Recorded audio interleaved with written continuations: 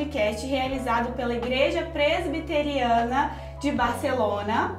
E hoje nós vamos falar sobre o Outubro Rosa. Estamos até caracterizadas aqui de rosa, porque é um assunto muito importante. Nós estamos aqui com duas convidadas muito especiais e eu vou deixar elas se apresentarem. E eu queria pedir para vocês falarem o nome, aonde vocês trabalham e qual área da saúde vocês atuam, tá bom? Vamos começar pela Renata. Sou Renata, eu sou enfermeira, especialista em oncologia e atualmente eu trabalho na clínica oncomédica lá em Vitória. Certo. Eu sou Virgínia, sou oncologista clínica e trabalho no Grupo Oncoclínicas em Vitória e no Hospital Evangélico de Vila Velha. Ótimo. Então a gente vai estar conversando hoje.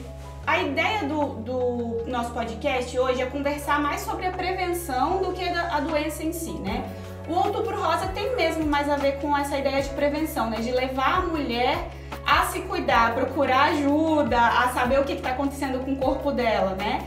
Então, a nossa ideia realmente é fazer com que mais mulheres ouçam sobre o Outubro Rosa e tenham realmente o start, a iniciativa de procurar o médico. E a minha primeira pergunta é a seguinte: o que a mulher, vamos supor que a mulher está aí ouvindo o nosso podcast, qual é o primeiro passo que ela tem que dar? Qual o médico que ela tem que procurar, se ela quer saber como que a saúde dela tá? Onde ela tem que procurar aí a ajuda, o auxílio, né? Para fazer essa primeira iniciação. Bom, Fernanda, o primeiro passo é se conhecer. Uhum. Então, isso é tão importante e não só para a prevenção de câncer de mama, mas para qualquer alteração que possa vir a acontecer no nosso corpo. Uhum. Então, na minha opinião, o primeiro passo é que ela faça o autoexame das mamas, pensando em prevenção de câncer de mama. Uhum. Que ela conheça o seu próprio corpo. E aí, uma vez que isso é feito, toda mulher, independente de qualquer tipo de alteração, precisa fazer exames preventivos. Isso não tem a ver só com câncer de mama, isso tem a ver com câncer de colo uterino, com câncer de pele, com câncer de intestino. Então, toda mulher precisa ter um médico a quem recorrer. E esse médico para a mulher é o ginecologista. Uhum. Quem não tem, às vezes, acesso a ter o ginecologista pode procurar o médico do posto de saúde, porque o médico do posto de saúde geralmente é o médico da família, que a gente chama, né? Médico especialista em medicina da família e comunidade. E esse médico, ele tem formação e propriedade para fazer o acompanhamento daquela mulher. Uhum. Então, ou procura o ginecologista ou procura o médico da família. E isso, independente de ter notado ou não alguma alteração no seu corpo. Obviamente que se tiver alguma alteração, isso precisa ser feito com mais agilidade. Uhum. Então, essa prevenção, né, esse cuidado com a saúde mesmo, ele precisa ser feito anualmente? A gente precisa ter essa preocupação mesmo de...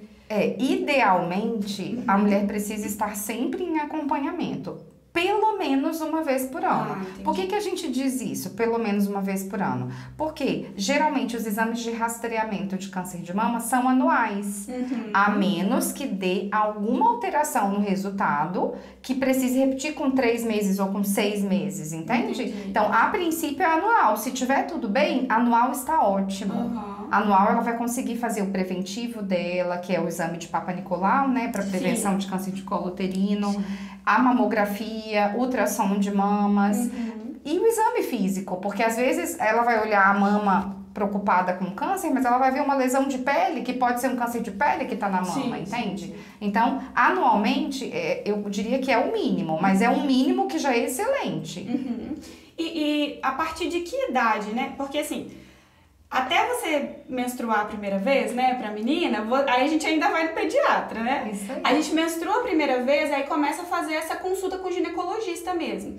A partir de que idade, ou a partir de que momento da vida, né, não sei se faz diferença, a menina precisa estar atenta a esses exames também, né? O preventivo, a ultrassom. Geralmente, o preventivo inicia quando inicia a atividade sexual. Isso é porque uma coisa tem muito a ver com a outra, né? A mulher, quando ela começa a atividade sexual, ela está mais exposta a ter contato com o principal causador do câncer de colo uterino, que é o HPV, né? Que é o vírus, o papiloma vírus humano. Então, em geral, ao início da atividade sexual, é o início do exame de preventivo para prevenção de câncer de colo uterino.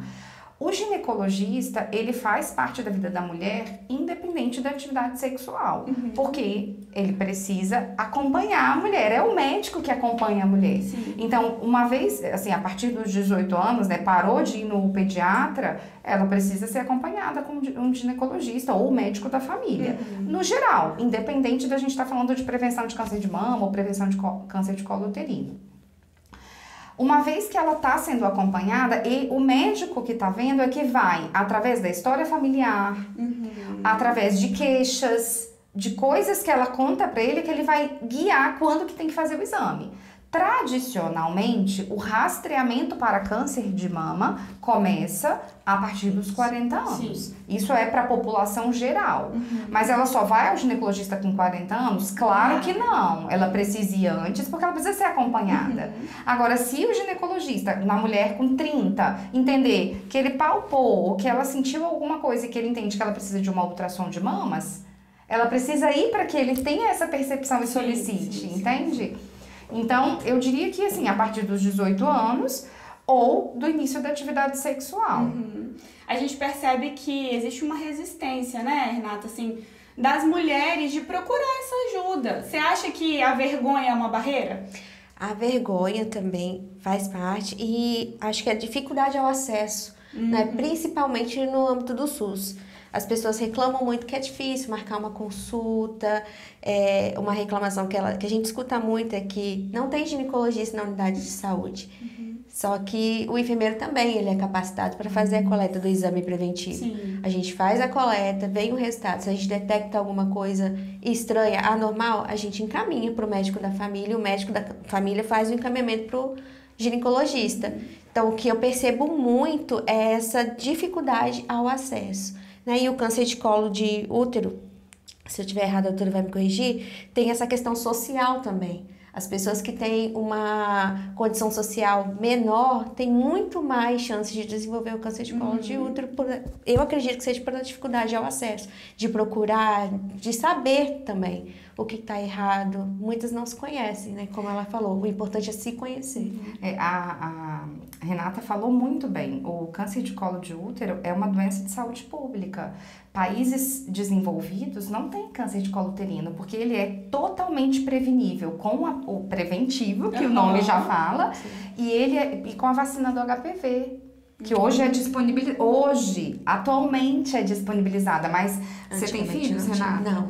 Mas quem tem filhos já grandes, nós não vacinamos pro HPV quando a gente era criança, mas os nossos filhos, quando a gente tiver, certamente terão, porque hoje já está disponível na rede pública de saúde para acima de 9 anos, a partir de 9 anos. E existe campanha até na escola mesmo, Exato, né? mas isso não existia na nossa época. Existia para outras doenças, não para o HPV.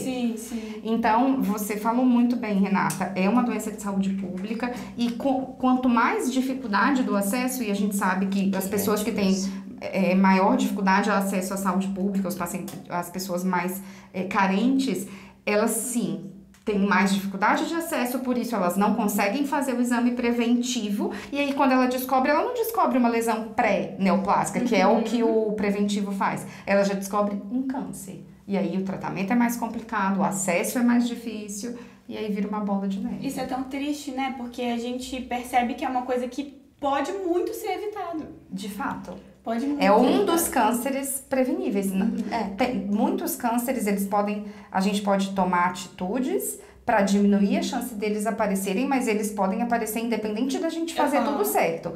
O câncer de colo de útero, não, ele é realmente prevenível. Se você vacina, se você usa método contraceptivo, se você faz o preventivo, você pode dizer que a chance é quase zero de você ter o câncer de colo uterino, pelo menos aquele associado ao HPV, que é a imensa maioria dos casos. Existe uma porcentagem bem pequenininha de outros tipos de câncer de colo uterino que não são associados ao HPV, e esse, obviamente, não é prevenível com as medidas contra o HPV. Mas esses cânceres são raríssimos. Sim.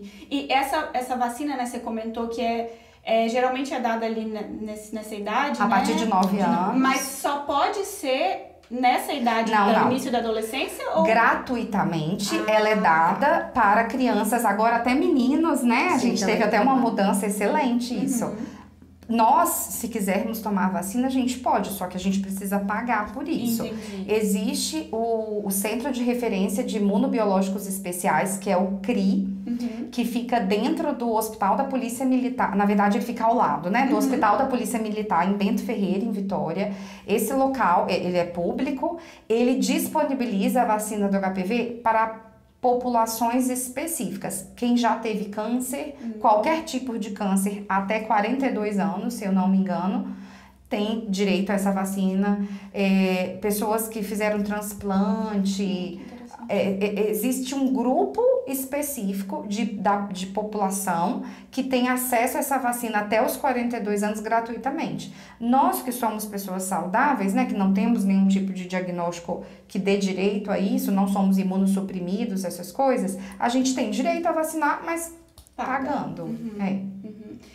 E você acha que existe a necessidade? Com certeza. Da vacina, né?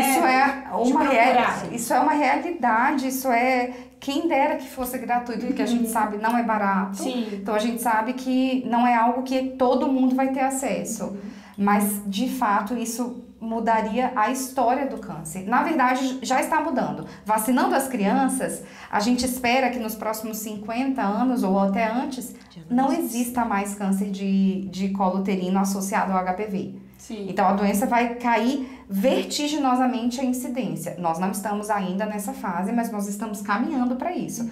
Se nós pudermos ter acesso à vacina do HPV, isso é fantástico, porque embora quando você vacina a paciente mais velha, a eficácia seja um pouco menor, ela ainda é eficaz. Sim. Então, sim, quem puder, por favor, procure uma clínica privada de vacinação e vacine contra o HPV. É interessante você falar isso, né? Primeiro porque eu, né, na minha ignorância, não sabia que o HPV era para isso. Então, eu não tinha essa noção, assim.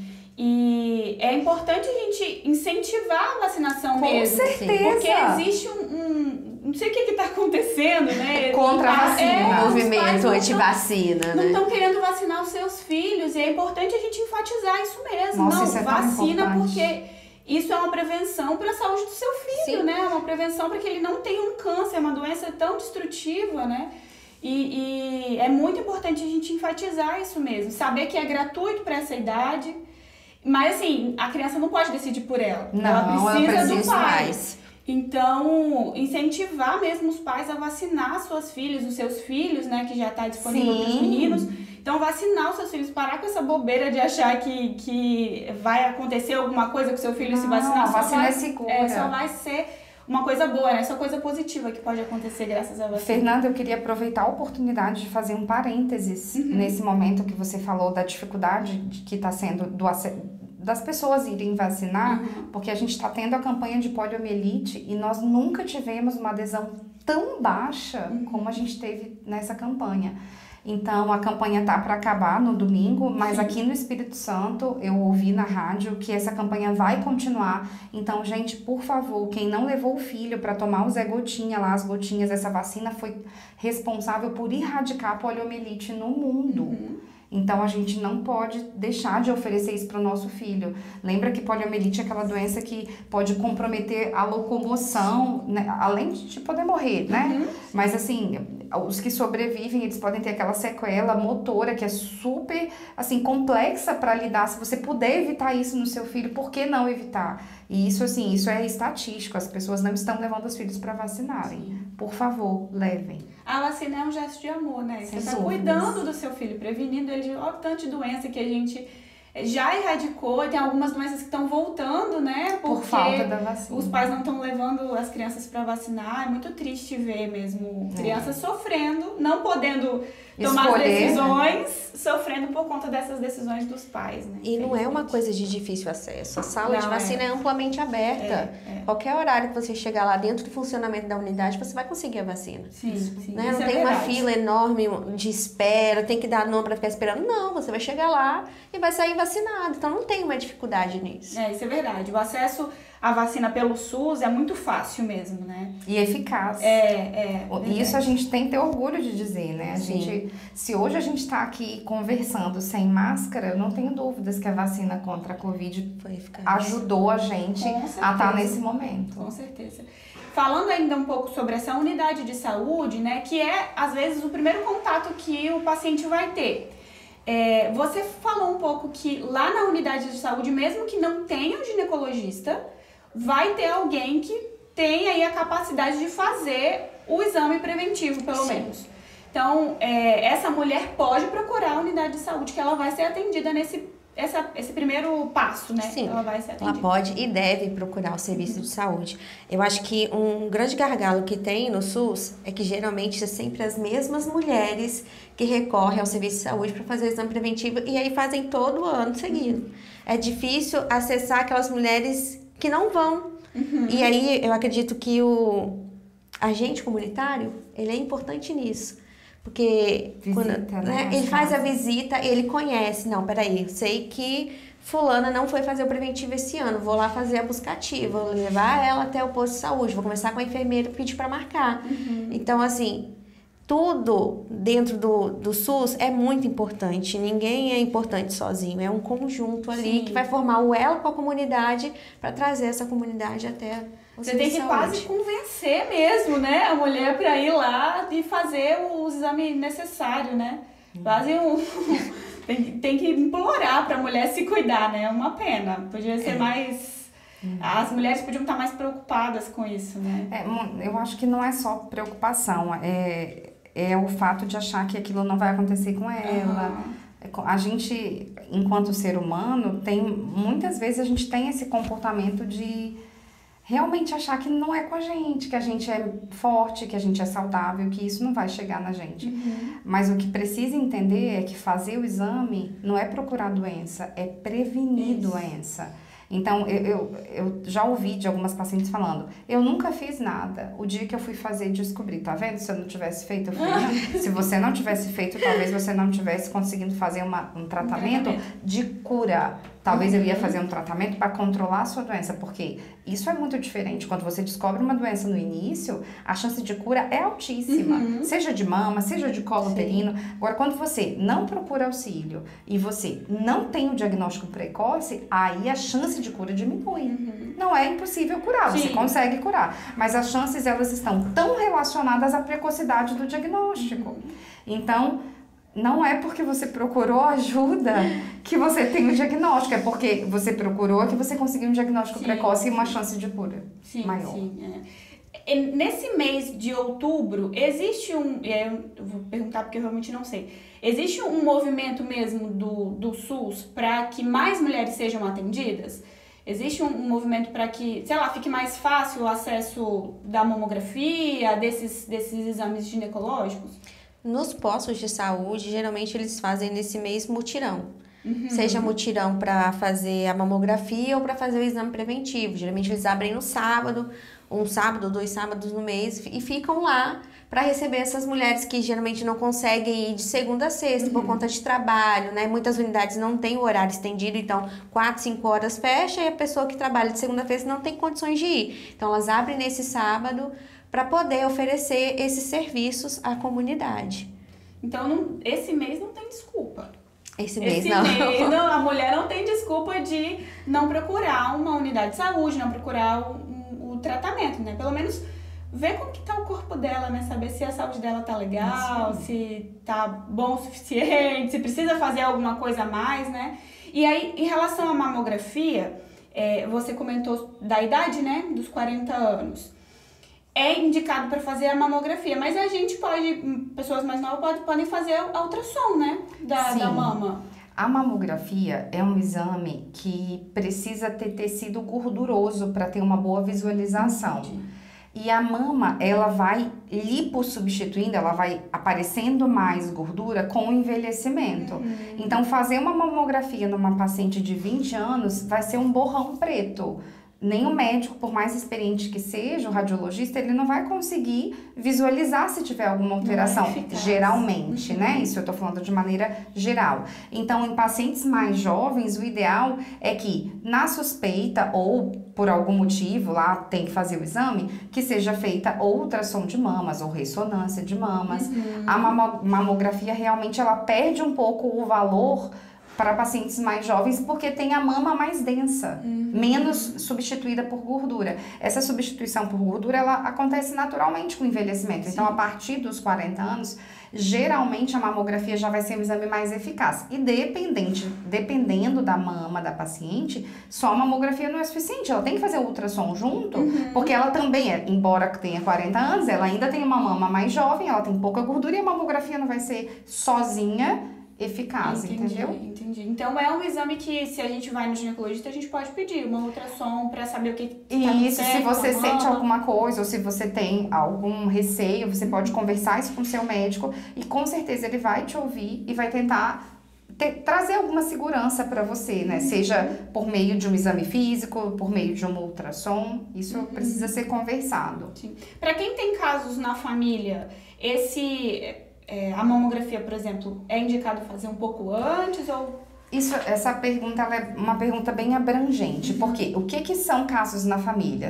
É a sua mãe que teve câncer com 70 anos? Porque se for isso não é algo absurdo. Uma mulher que tenha câncer com 70 anos, né, a mãe que tem câncer com 70 anos, isso faz parte da história natural da doença. Então, não é pra, minha mãe teve câncer com 70 anos, eu vou ter. Isso não é uma verdade absoluta. Isso é um alerta.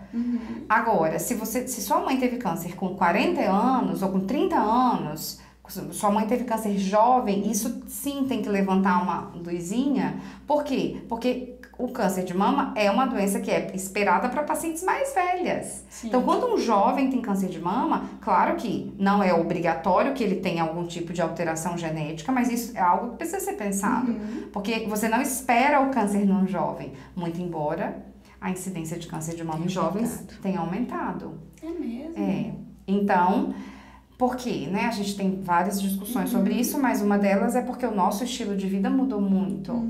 Então, os jovens trabalham muito, estudam muito, dão conta de tudo e isso tem dificultado o acesso a uma vida mais saudável, a uma atividade física. A gente tem comido mal, tudo comidas rápidas, fast food, não faz exercício físico e aí aumenta o peso, fica fora de um peso seguro, de uma alimentação saudável mesmo. Então, tudo isso a gente acredita que cooperou para o aumento de câncer de mama em jovens.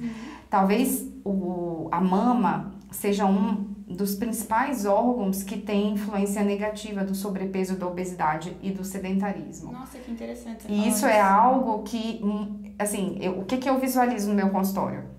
Eu atendo muito mulheres, né? Então, as pacientes dizem assim, doutora, eu tô tão preocupada, minha mãe teve câncer de mama, eu tenho tanto medo, e tá lá, sedentária, com sobrepeso, comendo fast food todo final de semana, durante a semana é Coca-Cola, é hambúrguer, e eu digo, olha, infelizmente, somente 15%, 15 a 20% no máximo, dos casos de câncer de mama estão associados com alteração genética. A imensa maioria, 80%, 85% dos casos estão associados com o que a gente faz com a nossa vida. O estilo de vida. Então ela tá preocupada porque a mãe dela teve, mas isso não tem como mudar, porque a gente não tem como trocar de mãe, graças a Deus, né? A gente nasceu daquela família, a gente vai continuar naquela família. Isso é uma herança que vem que não tem como mudar, mas o estilo de vida tem. Só depende da gente, as nossas escolhas, o que a gente vai comer, o que a gente vai fazer com o nosso tempo livre, se a gente vai andar, se a gente vai pegar um Uber para ir para qualquer lugar, enfim. Então, isso tá na nossa mão.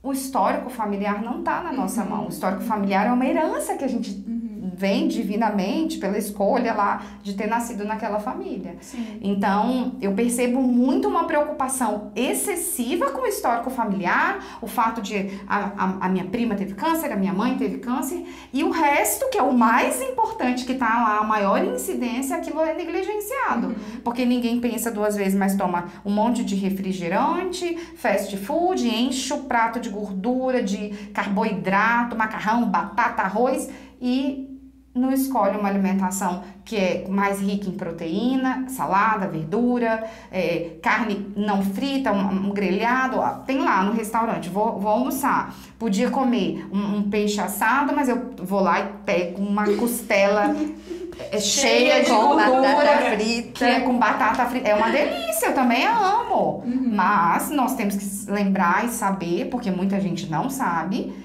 é que isso tem sequelas, e especialmente para a mama. A mama é um órgão extremamente sensível à gordura, ao excesso de gordura. Então, a gordura é inflamatório, né, gente? Quanto mais inflamada for a pessoa, em todos os sentidos, mais prejudicial vai ser para a saúde dela. Então, eu até me sinto privilegiada de poder falar isso num canal que vai atingir tantas pessoas, porque isso era para ser um conhecimento de senso comum e as pessoas ignoram isso. Sim, sim.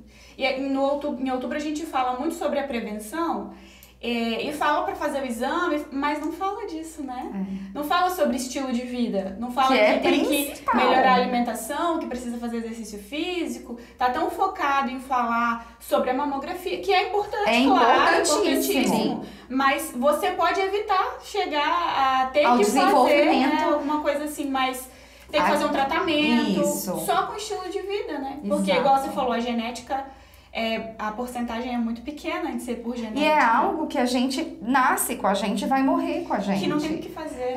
Tem assim que fazer o acompanhamento, mas assim, não é algo que eu consigo modificar. Mas o estilo de vida tá na nossa mão. Não que seja fácil, tá, gente? Não é, a gente sabe, a gente trabalha muito. Quanto mais a gente trabalha, mais a gente acha que precisa ser recompensado, e a comida é realmente, pro brasileiro, eu acho que é algo que recompensa muito. Eu trabalhei muito hoje, eu vou comer um hambúrguer. Mas isso tem que lembrar que no dia seguinte, né? É verdade. A gente tem aquilo não se perde, aquilo fica. A gente é o que a gente come, o que a gente consome. E isso não é só alimento, né? Se a gente lê coisas muito ruins, a gente absorve aquilo. Se a gente assiste coisas muito ruins, a gente absorve aquilo. Então, tudo que a gente consome, seja de literatura, seja de alimentação, aquilo forma a gente. Sim. Então, e afeta a nossa saúde. Afeta a nossa saúde. Então, quanto mais a gente estiver cercada de coisas boas, aqui nós estamos num podcast da igreja. Geralmente na igreja, né, a gente espera falar de Deus, ouvir coisas boas que ensinam a gente. Então, isso é um alimento saudável. Assim como na comida, se eu escolho alimentos saudáveis, isso também vai fazer bem para o nosso corpo. Eu acho que é bem por esse caminho. A correria do dia a dia não só atrapalha a gente procurar um médico, né? Mas atrapalha a gente a cuidar da gente mesmo, né? Sim. Em todos os sentidos. Porque quando você tá tão cansado, você não quer ir pra cozinha fazer janta. Você chega no quer pedir uma coisa, claro. Porque você tá cansado, você quer descansar. Só que isso é muito prejudicial mesmo, né? E a gente percebe no nosso físico, a nossa disposição muda. Não atrapalha só o nosso físico de saúde mesmo. Atrapalha a nossa disposição no serviço, atrapalha a gente trabalhar, atrapalha a gente conviver com o outro. Então, cuidar da saúde, cuidar do nosso estilo de vida, fazer o exercício físico, fazer coisas que realmente fazem bem pra gente, vai ter benefícios em vários âmbitos da nossa vida, né? E Fernanda, sobre isso, tem algo que eu aprendi a duras penas na minha vida e eu tento sempre passar isso pra frente. E, inclusive, a minha irmã me ajudou muito a aprender sobre isso, me ensinar sobre isso. Eu me recordo que uma vez a gente estava viajando e o caminho que a gente parava para comer sempre eram coisas... Não tinha, assim, uma salada. A gente, quando tinha, era uma coisa horrorosa. A gente olhava, assim... E eu falava, meu Deus, a gente vai ter que comer besteira. Aí tinha lá toda a raça de fritura que vocês imaginarem. Era o que tem na estrada para se alimentar. E aí minha irmã falou assim... Tinha, assim, coxinha, coisa com salsicha, aqueles enroladinhos de salsicha. Tudo que você imaginar. E tinha um que era um bolinho de aipim com carne moída. E o outro tinha quibe. E aí, Letícia falou assim, Letícia é minha irmã, ela falou, bom, tudo é fritura. Fora disso, a gente vai ficar com fome se a gente não comer, a gente tem que comer. Vamos escolher o menos pior. E aí, aquilo me seguiu como um alerta, porque eu pensava assim, já tá tudo na fritura, eu vou pegar qualquer um que eu quiser, porque já não é bom mesmo. E aí, a minha irmã, ela conseguiu me mostrar, e isso vale pra tudo na vida, que a gente tem como fazer boas escolhas, mesmo quando as escolhas não são boas. Sim. Então, assim, a gente acabou escolhendo o bolinho de, porque é aipim e carne moída. Então, podia ser um monte de massa da coxinha, porque é massa cheia de trigo. Mas o bolinho de aipim, a massa é de aipim. Sim. E a carne moída é carne moída. Ah, tudo bem, ele fritou. Ele fritou. É, Nós não tínhamos outra escolha. Tudo era frito, não tinha nada assado. A gente podia tomar um refrigerante. A gente pediu um suco. Sim. Ah, mas você já... Olha, realmente, melhor seria se fosse até um suco sem açúcar, mas às vezes não tem. Então toma água, entende? Então sempre a gente tem, mesmo dentro de um cenário desfavorável, a gente tem como fazer escolhas melhores. Por exemplo, trabalhei o dia todo, eu não quero fazer comida. Mas até se você for lá num aplicativo para escolher alguma coisa, você pode escolher o menos pior. Não é porque tá ruim que você tem que ir no pior. Não é porque suas opções não são as ideais. Ah, o ideal era eu comer um peixe grelhado com uma salada, mas eu não tô afim, eu não tenho tempo hoje, eu tô exausta. Não tem problema. Quando você não consegue fazer o melhor, o que você consegue é o melhor que você pode fazer. Então, quem quer tudo perfeito, acaba não conseguindo fazer nada. Então, é melhor o feito do que o perfeito que não é feito, sabe? Então, se eu quero fazer perfeito e não consigo fazer, aí eu não faço nada, é péssimo. Mas se eu conseguir fazer assim, não é perfeito, mas é mais ou menos, já é alguma coisa. E eu acho que isso vale nas nossas escolhas alimentares, sabe? Não é o ideal. O ideal era que hoje, na minha dieta, eu queria ter comido, enfim, um omelete. Nossa, acabou o ovo, tá tudo doido aqui, não vou conseguir fazer. Mas eu consigo fazer algo, não é o ideal, não é o que eu me planejei, mas é algo que não precisa ser uma linguiça frita. Entende? Não precisa ser salsicha, sabe? Então eu acho que isso foi uma coisa que me ajudou muito, me ajuda até hoje. Em todas as escolhas, eu tento sempre... Não é o que eu queria, não é o ideal, mas é algo que é melhor do que eu poderia escolher algo melhor. Então, eu sempre penso assim. Fazer a escolha mais inteligente dentro das opções que você tem, tem, né? Mesmo que não sejam as opções reais. Falando sobre alimentação, vou aproveitar, né? A gente sabe que hoje, no supermercado, a gente tem muitas opções e muitas opções que realmente não são boas, não são opções que fazem bem para a nossa saúde. Quais são as categorias aí de alimentos que realmente é aquela que você tem que riscar da sua lista? Pode ir. Embutidos, eu tenho orgulho de dizer que é raríssimas as vezes que entra na minha casa. Embutido é salsicha, linguiça, presunto, mortadela, coisas que são mini chicken, que as pessoas acham, é frango. Nossa, eu já falei, gente, mas é muita cara de pau. Meu pai fala, minha filha, um franguinho sua mãe nem frita, sua mãe bota lá no forno pra assar. Eu, pai, aquilo é péssimo, aquilo é cheio de gordura, é o trem processado, Deus sabe o que tá misturado ali, não faz isso. Não, é melhor comprar um peito de frango e grelhar. Entende? E não é tão trabalhoso, não, porque lá no lugar que a gente compra, até fatiar o peito em bife, o moço fatia. Então é só fazer lá um pouquinho de sal, uma pimentinha do reino, se a pessoa gostar. Se quiser, um alhinho e grelhar. É quase o mesmo tempo do mini chicken. E é muito mais saudável. E não é tão diferente o preço. Não é. Hoje tá tudo muito caro. Então, as coisas fáceis e as coisas mais naturais também tá tudo muito... Talvez no passado tivesse uma diferença. Hoje, infelizmente, tá tudo muito caro. Então, a verdade é que não é tão mais diferente assim, sabe?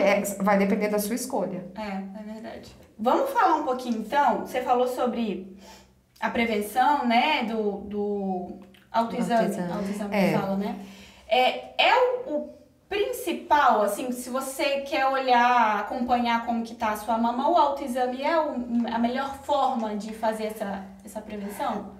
Eu não considero que seja a melhor forma, porque só o autoexame, ele não dá diagnóstico. Ele talvez leve a suspeita, Sim. né? Mas a melhor forma é um acompanhamento médico, porque baseado no seu exame físico, o médico vai guiar para um exame específico, seja ultrassom, seja mamografia, seja uma biópsia, uma ressonância. Então, para mim, a melhor forma é o acompanhamento médico, mas é uma excelente oportunidade de se conhecer e levantar o alerta para procurar o profissional. Sim. Entende? Sim. Estar com os exames de sangue em dia, por exemplo, Não também é uma ajuda em forma de nada. ajudar? Não Para ajuda? o câncer de mama, não.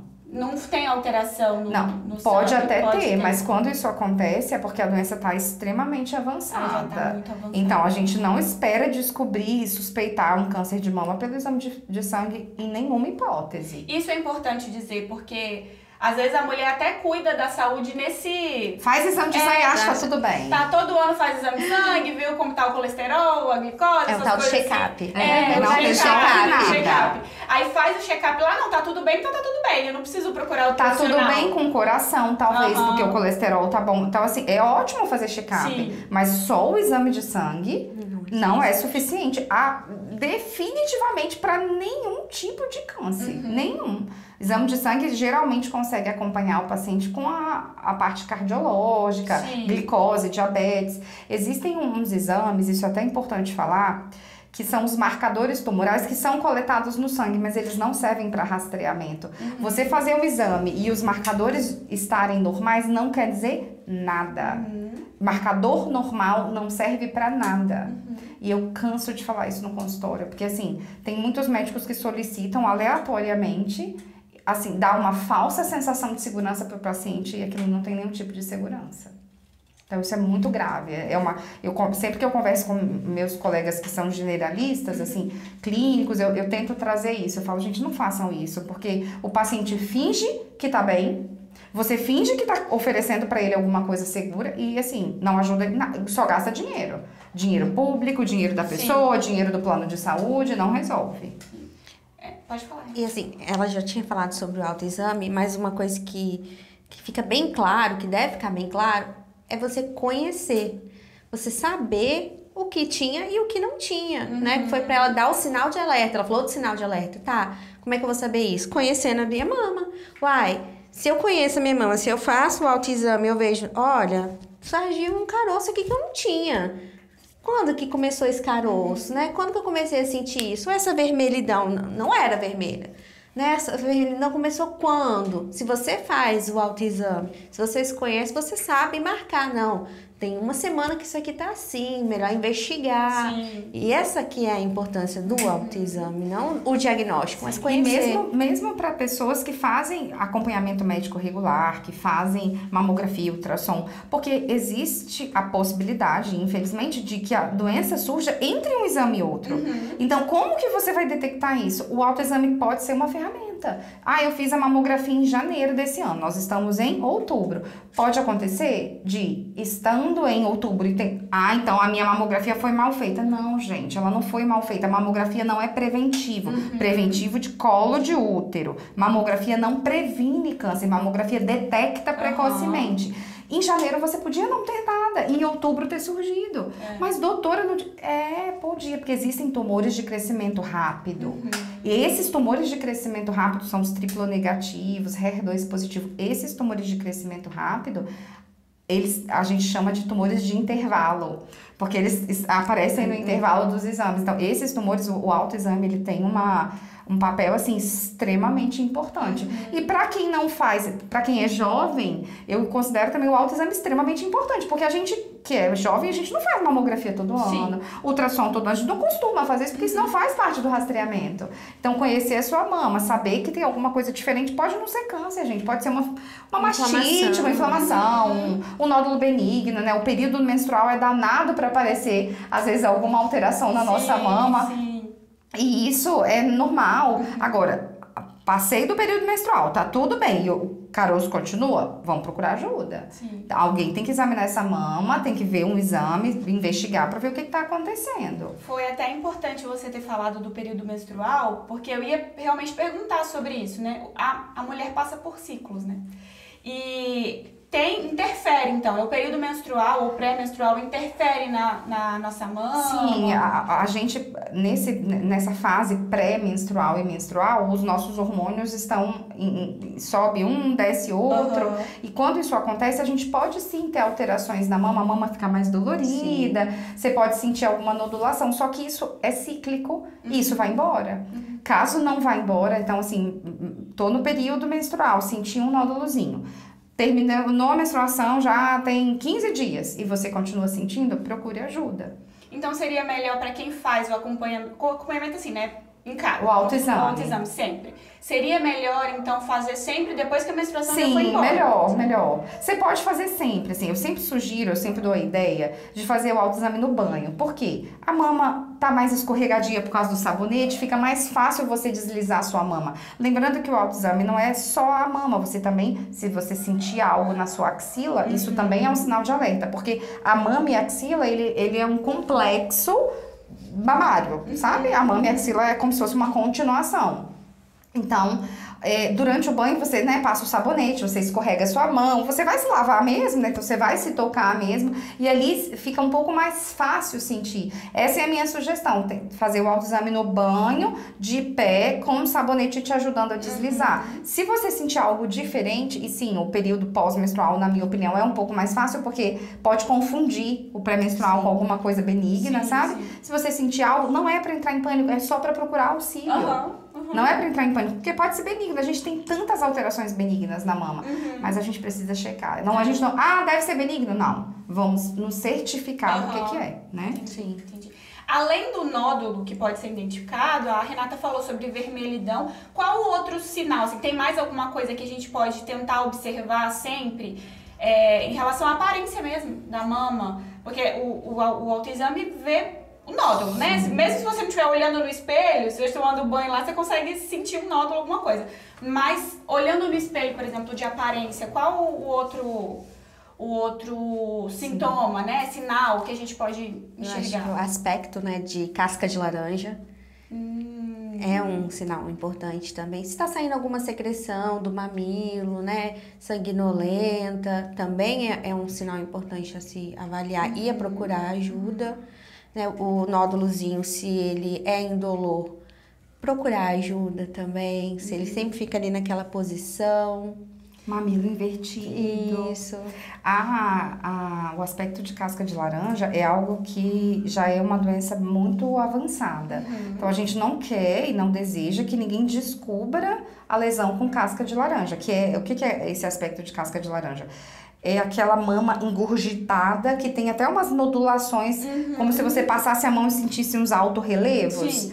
Isso é o casca de laranja. A gente não deseja que ninguém tenha um diagnóstico dessa forma, mas isso acontece. E mesmo assim tem tratamento, a paciente pode ficar boa. Mas, de fato, não é o que a gente gostaria, porque a gente sabe que isso é porque é um tumor tão, assim, crescido, que ele conseguiu alterar até a pele da mama. Né? Mas são as coisas que a Renata falou mesmo, assim, a mudança do mamilo, o mamilo às vezes ele tem um formato, ele fica mais tortinho, porque o nódulo pode puxar o mamilo, aí ele fica retraído, então, e isso é visível. Olhei, caramba, tá estranho. Então isso é algo que você consegue, né, no seu dia a dia perceber, é um sinal. Sintoma, assim, câncer de mama não precisa doer, mas ele pode doer, mas ele não precisa doer. Você pode ter um nódulo totalmente indolor e ser câncer. E você pode ter um nódulo doloroso e ser câncer. Então, o câncer da mama, ele não está associado necessariamente à dor. E eu já tive paciente que questionou, doutora, mas gente, eu não sinto nada. Graças a Deus você não sente nada, mas isso não quer dizer que você não está com a doença. Porque às vezes a paciente duvida. Sim. Não, alguém deve ter errado meu exame porque eu não sinto nada. Isso é ótimo. Não sentir nada é ótimo, mas isso não invalida o diagnóstico. Sim, com certeza. Assimetria também de uma mama para outra? Sim, pode. Um a gente geralmente tem mamas diferentes, mas é uma mama diferente da outra que a gente já conhece. Sim. Quando isso se torna algo que chama mais a sua atenção, de fato, a assimetria pode ser um alerta. Legal saber esses sinais, né? A gente fica tão preocupado, às vezes, só com o nódulo e acaba deixando de olhar. Né? Não, o que é diferente tem que ser investigado. Existe alguma diferença na hora de estar fazendo em pé, sentado, deitado, posição, assim, pra gente Eu acho que é o que o paciente consegue fazer melhor. Uhum. Não pode ficar inventando muita moda, porque dificulta a vida da paciente, tá? A gente já tem tanta coisa, por isso que eu dou a ideia do banho, porque banho, graças a Deus, a gente toma todo dia, né? Então, não é possível que nem banho a gente vai tomar mais, né? Eu ia perguntar um negócio aqui que eu acabei esquecendo. Ah, tá, amamentação. A amamentação é uma forma de prevenir? Com certeza. Ter filhos e amamentar é uma forma de prevenir o câncer de mama. E isso talvez seja até um fator que esteja influenciando negativamente no índice maior de câncer de mama em jovens. Sim. Porque nós, todas aqui, nenhuma temos filho. Então, a gente, antigamente, nossas mães, nossas avós, elas tinham filhos mais jovens. Hoje, como a gente faz faculdade, aí depois faz uma pós-graduação, aí depois faz isso, faz aquilo, e de repente a maternidade, ela passou a ficar mais distante. Sim. Então, isso também é um fator de risco quando eu afasto a maternidade e a amamentação. Amamentar por si só já é um fator de proteção, porque quando você amamenta, você inibe a ovulação e isso inibe os ciclos hormonais e de alguma forma isso protege a mama, né? Sim. Por diminuir a exposição ao hormônio que é o estrogênio. E além de ter filhos mais novos, nossas mães tiveram mais filhos, né? Isso, a gente, além de estar afastando, a gente está diminuindo a quantidade de filhos. Então, a quantidade de vezes que passou pela amamentação foi muito maior. E que engravidou, porque engravidar e a maternidade também é um fator de proteção. É uma forma de proteger. Que legal. Eu já tinha ouvido falar sobre a amamentação, mas eu não sabia que a própria gestação era quanto mais filhos você tem, em geral, mais vezes você amamenta, você fica mais tempo com ciclos anovulatórios, né? Porque uma vez que você ovulou, engravidou, você não continua ovulando, você para de ovular e toda sua energia e seu corpo é voltado para gerar aquele bebê. Então você não continua gerando novos óvulos, né? Você para de ovular. Sim. E aí isso também é um fator de proteção. Do mesmo jeito que amamentar gera ciclos anovulatórios. A gente falou sobre os sinais do câncer de mama. Eu queria, assim, pra gente começar a caminhar pro final, saber se pro colo de útero também tem algum sinal ou se ele é mais silencioso, o câncer, né? A gente consegue perceber alguma coisa no nosso dia a dia ou realmente é mais difícil de descobrir sem o preventivo, né? Sem o Papa Nicolau? Quando a gente tem sinais, geralmente esses sinais são sangramento fora do período da menstruação, ou se a mulher, ela for pós-menopausa, né? Se ela não menstruar mais, ela pode vir a ter um sangramento que ela não deveria ter, porque ela não menstrua mais. Mas mesmo a gente que menstrua, a gente pode ter um sangramento fora. Só que quando isso acontece, Fernanda, é porque a lesão já pegou uma regiãozinha lá que machucou. E aí, geralmente, esses sangramentos são pós-relação sexual e tudo isso é algo que a gente não deseja, porque a gente gostaria de descobrir antes disso acontecer. Mas se isso acontecer, tem tratamento, você vai ficar boa. Pode ficar tranquila, mas assim, de fato, não é isso que a gente torce. A gente torce para que a mulher faça o preventivo, para que antes daquela lesão virar câncer, a gente descubra, porque é isso que o preventivo faz. Diferente da mamografia. A mamografia, ela não é assim, se eu fizer a mamografia, eu vou conseguir evitar. Não, a mamografia, ela pode detectar uma lesão pré-câncer, que é o que a gente chama de carcinoma in situ, que é quando é pré-câncer, mas ela também pode detectar só o câncer. O preventivo, se você faz regularmente, a chance de você pegar uma lesão pré-câncer é gigantesca. Tratar aquela lesão e nunca ter um câncer. Porque você tratou antes dela, porque o câncer de colo de útero, ele tem fases de desenvolvimento. E geralmente esse desenvolvimento dura até 10 anos. Então, uma pessoa que faz regularmente o preventivo, assim, eu não posso falar que é 0, mas as chances são muito baixas de desenvolver um câncer. E aí, o preventivo, ele é feito anualmente? Ou existem casos que precisa, por exemplo, para mulheres que têm vários parceiros, né? Não tem um parceiro único. Ele precisa ser feito de 6 em 6 meses? Eu já ouvi falar isso. Quem define o tempo é o resultado. Então, você fez um preventivo. Se ele tiver algum tipo de alteração, pode ser que ela tenha que fazer ou um procedimento, ou repetir com 3 meses ou com 6 meses. Então, não, é o resultado, assim como a mamografia, né? O resultado, deu BIRADS 4, vai ter que fazer uma biópsia. Deu BIRADS 3, vai ter que repetir com 6 meses. É o resultado que te guia, certo? Entendi. E ao contrário do câncer de mama, o câncer de colo de útero, ele tem um período longo, né? De Então, desenvolvimento. esse intervalo de 1 ano até o outro ano para você fazer um novo preventivo é um intervalo É o seguro. suficiente. Tanto que o Ministério da Saúde, é uma recomendação do Ministério, depois de 2 preventivos negativos, né, que não tem nada, você pode fazer com até 3 anos. Isso é uma recomendação do Ministério da Saúde, mas eu falo, mulheres, se vocês podem, por favor, vão anualmente. Eu ia te perguntar isso, eu até ia te falar, aproveitar para fazer uma consulta, porque eu faço acompanhamento com a ginecologista, né, todos os anos.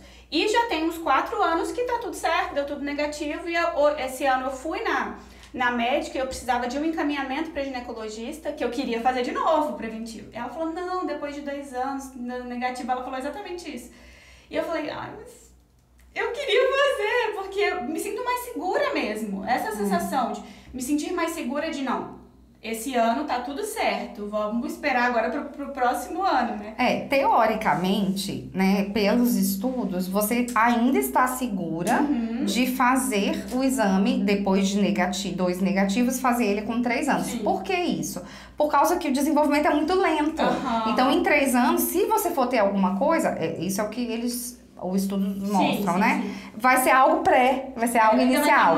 Mas o que eu né? digo de ser anual não é necessariamente fazer o exame, é ser consultada anualmente. Porque quando você é examinada, você tem uma chance maior de que qualquer outra coisa que aconteça, talvez não seja do colo do útero, mas você consiga ser detectado, entendeu?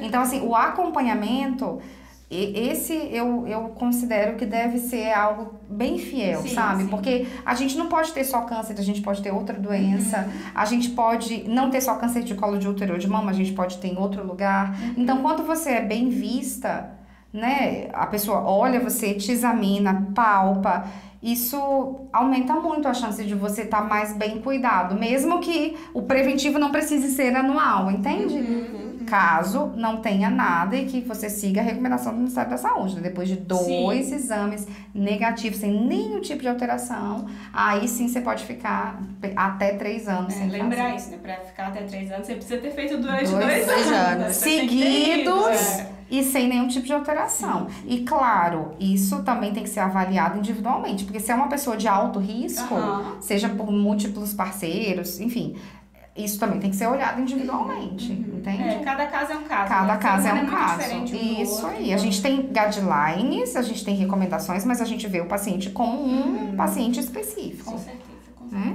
Gente, eu queria agradecer a vocês. Foi um período muito bom mesmo. Agradecer a disponibilidade de vocês num sábado. A gente tá gravando num sábado, então a gente sabe que é o final de semana, que poderia estar fazendo outras coisas. Mas agradecer mesmo a disposição de vocês. Eu queria que cada uma falasse alguma coisa para finalizar, dar uma recomendação aí para as mulheres que estão assistindo esse podcast, para se cuidarem realmente. E o que vocês têm aí para finalizar essa conversa? Mulheres, se conheçam, busquem ajuda quando necessário, não tenham vergonha. Isso não é um tabu, não é um bicho de 7 cabeças, ele tem tratamento, é possível de cura. Então, quanto mais rápido você procurar ajuda, perguntar para alguém, ir ao posto de saúde, mais rápido você vai conseguir resolver sua vida também. Excelente. Bom, o meu recado é que a gente conheça o nosso corpo.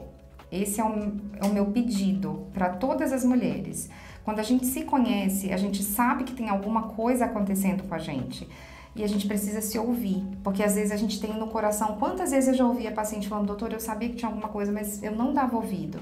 Então, conheça seu corpo, ouça seu sentimento, o que você está percebendo e sempre seja acompanhada pelo médico do posto de saúde, pelo enfermeiro, pelo ginecologista, o que tiver ao seu alcance, seja sempre acompanhado, porque essa é a maneira mais rápida e eficaz de, caso aconteça algo, ser detectado precocemente. E quanto antes a gente detecta, maior a chance de cura.